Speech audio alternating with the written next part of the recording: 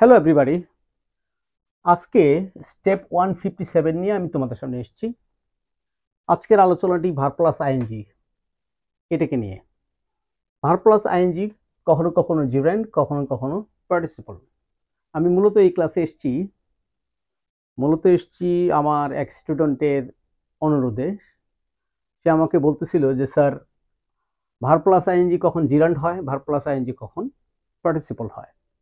আমি ওর উত্তরটা আগে দিয়ে নেই। ভার প্লাস আইএনজি জিরান্ড হবে তখন যখন দেখবে যে রোম, যেমন এই উদাহরণটি দেখো, এ ওয়েটিং রুম। যদি এভাবে দেখো এ রুম ফর ওয়েটিং, তাহলে এটা হবে জিরান্ড। আবার দেখো a sleeping pill, a pill for sleeping, অর্থাৎ এই পিলটা খেলে আমাদের ঘুম আসবে, এটা জিরান্ড। আবার working condition, conditions for working. কিন্তু যদি এমনটি হয় যে এ ওয়েটিং রুম যদি জিরান্ড হয়, তাহলে এ ওয়েটিং ট্রেন কেন পার্টিসিপল হয়? A train itself can wait. Train নিজের থেকে অপেক্ষা করতে পারে, অপেক্ষমান থাকে। এটার বাংলা হইল অপেক্ষমান একটি ট্রেন। এটার এ স্লিপিং চাইল্ড, এটার অর্থ হইল ঘুমন্ত এক শিশু। ওয়ার্কিং ম্যান অ্যান্ড উইমেন, কর্মরত পুরুষ এবং নারী, ওদের অবস্থা মিন করছে। কর্মরত অবস্থায় আছে পুরুষ এবং নারীরা। এ স্লিপিং চাইল্ড, একটা চাইল্ড ঘুমন্ত অবস্থায় আছে, সুতরাং এটা পার্টিসিপল। আবার এ ওয়েটিং ট্রেন, এ ট্রেন ওয়েটিং অবস্থায় আছে, সুতরাং এটা পার্টিসিপল। অর্থাৎ এখানে যে নাউনটা আমরা দেব, যেমন এখানে ট্রেন এসছে, এখানে চাইল্ড এসছে, এখানে ম্যান অ্যান্ড উইমেন আসছে, এরা নিজের থেকে ওয়ার্কিং করতে পারে, তাই এরা পার্টিসিপল। একটা চাইল্ড নিজে নিজে ঘুমাতে পারে, তাই সে পার্টিসিপল। একটা ট্রেন নিজে নিজে অপেক্ষা করতে পারে, তাই সে পার্টিসিপল। কিন্তু একটা রুম অপেক্ষা করতে পারে না, তাই সে জিরান্ড। আবার একটা পিল নিজের থেকে ঘুমাতে পারে না, তাই সে জিরান্ড। আবার একটা কন্ডিশন নিজের থেকে ওয়ার্ক করতে পারে না, তাই সে জিরান্ড।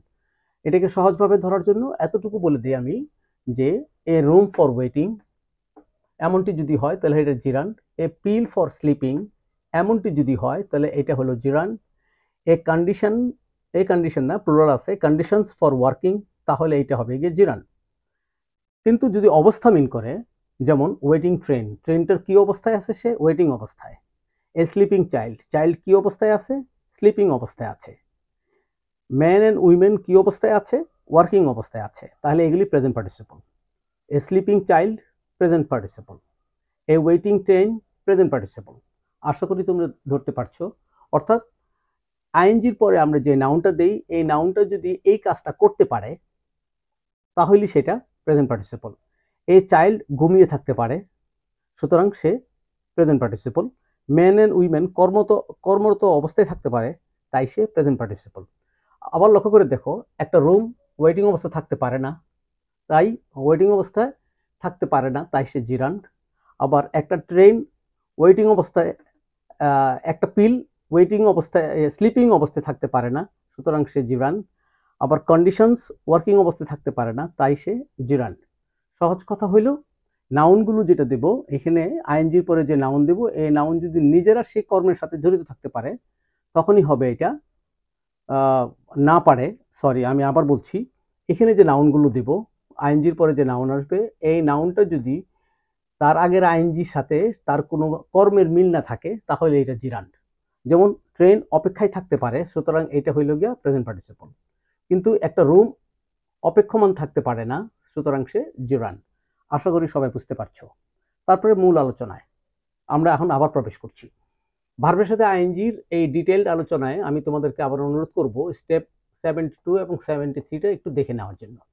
চলো আমরা আইএনজি কোথায় কোথায় ব্যবহৃত হয় এগুলি একটু এক্সাম্পল দিয়ে দেখে নিই।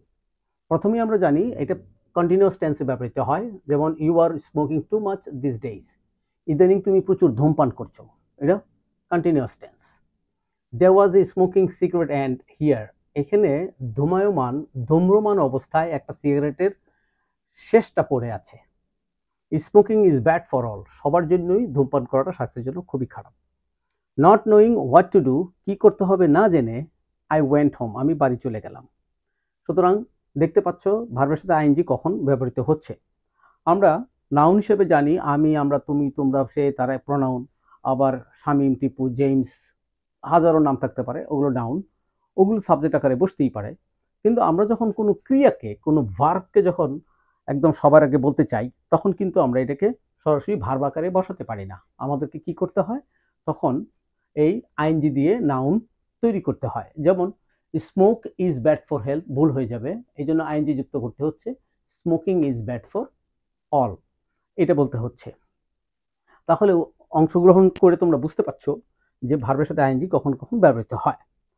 আবার ভার্বের সাথে আইএনজির আগে প্রিপোজিশনও বসে, কিংবা প্রিপোজিশনের পরে যদি ভার্ব চলে আসে অবশ্যই জিরান করে ফেলবে। যেমন সরি ফর স্মোকিং, ধূমপান করার জন্য দুঃখিত। He is interested in swimming, সে সাঁতার কাটায় খুবই interested. We talked about banning Indian TV channels, আমরা আলোচনা করেছিলাম ইন্ডিয়ান টিভি চ্যানেলসগুলোর ব্যান করার ব্যাপারে, নিষিদ্ধ করার ব্যাপারে। দেখো অ্যাবাউট একটা প্রেপোজিশন, ভার্বের সাথে আইএনজি আসছে। ইন একটা প্রেপোজিশন, এরপরে ভার্বের সাথে আইএনজি আসবেই। ফর একটা প্রেপোজিশন, ভার্বের সাথে আইএনজি আসছে। আমরা এবার হ্যাভিং প্লাস পাস্ট পার্টিসিপল দিয়ে কি হয় সেটা একটু দেখি। হ্যাভ কথাটা সবসময় হলো অতীতের কাজগুলোকে নির্দেশ করে থাকে। তাহলে হ্যাভিং স্লেপ্ট ফর 12 আওয়ার্স, অর্থাৎ আমি 12 ঘন্টা ঘুমাইয়েছিলাম, তারপরে আই ফেল্ট মার্ভেলাস, আমি দারুণ অনুভব করেছিলাম, অর্থাৎ 12 ঘন্টা ঘুমানোর পরে আমার দারুণ লেগেছিল। আই স্লেপ্ট ফর 12 আওয়ার্স, আমি 12 ঘন্টা ঘুমাইছিলাম। আই ফেল্ট মার্ভেলাস, এটাকে আমরা বলি having slept for 12 hours I felt marvellous. Having scene nothing, কিছুই না দেখে হি ওয়াজ নার্ভাস, সে নার্ভাস হয়ে গেল। সে কোনো একটা জায়গায় গেল, অনেক কিছু থাকার কথা, সেখানে গিয়ে দেখলো কিছুই নাই। হ্যাভিং সিন নাথিং, কিছুই না দেখে। She is angry about not having been invited, সে রেগে গেল দাওয়াতপ্রাপ্ত না হওয়াতে। আবার the, my, his, this, him, her, me, এই জিনিসগুলো আমরা ভার্বের সাথে আইএনজির আগে ব্যবহার করতে পারি। যেমন ডাজ মাই স্মোকিং, এই যে my smoking, does my smoking annoy you, আমার ধূমপান করাটা কি তোমাকে বিরক্ত করে? আই হেট অল দিস, এই যে দিস ইউজলেস আর্গুইং, আমি এই ধরনের বাজে তর্ক করাটাকে ঘৃণা করি। His shouting gut on my nerves, তার চিৎকার চেঁচামেচি আমার মাথা ধরিয়ে দিয়েছিল। আই স হিম ড্রাইভিং এ কার, তাকে একটি গাড়ি চালানো অবস্থায় আমি দেখেছিলাম। The opening of shops was late, এই যে দ্য, তারপর আইএনজি, দোকানগুলোর খোলা দেরি হয়ে গিয়েছিল। Do you mind me smoking, তুমি কি আমার ধূমপান করাটাকে মাইন্ড করো? আশা করি বুঝতে পারছো। তারপরে আর একটু জেনে নাও, আমরা যখন কোনো নোটিশ লিখি ভার্ব প্লাস আইএনজি দিয়ে, তখন আমরা এরকম বলি no smoking, no parking, no waiting. আর এদেরকে যখন আমরা সেন্টেন্সে নিয়ে আসি তখন দেয়ার ইজ বলতে বাধ্য হই। There is no smoking in the waiting room, waiting রুমে কোনো ধূমপান চলবে না। আবার there is no arguing with her, তার সাথে কোনো তর্ক বিতর্ক করা যাবে না। ক্লাসের মূল জায়গাটা ছিল এইটা। এই ওয়েটিং রুম, এটি কি জিরান্ড না পার্টিসিপল? রুম কখনো কারোর জন্য অপেক্ষায় থাকে না। রুম,